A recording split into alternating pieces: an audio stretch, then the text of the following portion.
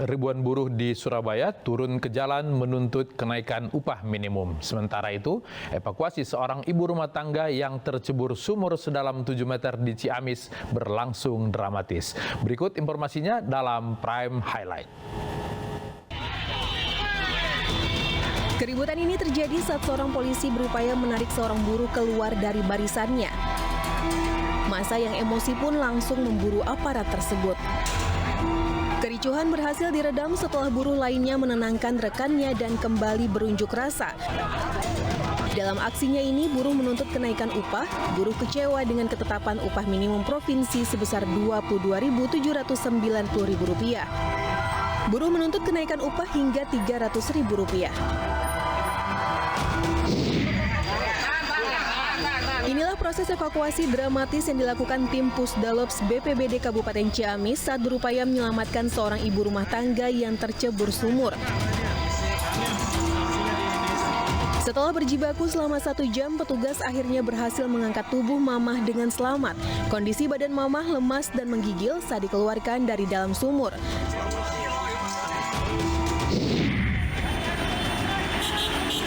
Mengabaikan klakson dari pengguna jalan, 2 kelompok pemuda ini nekat tawuran di tengah jalan Kebonpala. Kedua kelompok remaja ini saling serang menggunakan senjata tajam dan batu. Akibat tawuran ini, lalu lintas sempat terganggu. Pelaku tawuran baru membubarkan diri usai mendengar suara sirine. Diduga remaja yang terlibat tawuran telah lebih dulu janjian di sosial media. Ratusan warga Gianyar, Bali menggeruduk kantor Badan Pertanahan. Warga emosi karena sengketa tanah di wilayah mereka tidak kunjung selesai.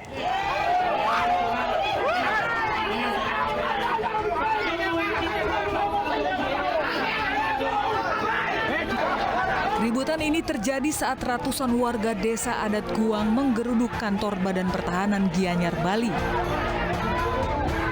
Mereka menuntut Badan Pertahanan Gianyar bersaksi di pengadilan terkait sengketa yang melibatkan tanah di desa adat Guang. Menurut warga, sertifikat tanah desa adat Guang yang digugat di pengadilan tersimpan di BPN Gianyar. Pihak BPN tidak sebagai tergugat, sertifikatnya sudah jadi di tangan BPN karena masih dalam proses pengadilan. Nanti dari kita mau manggil BPN untuk sebagai saksi.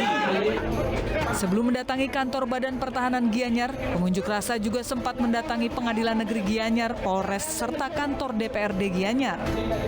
Usai menyampaikan aspirasinya di kantor BPN, massa meninggalkan diri dengan tertib.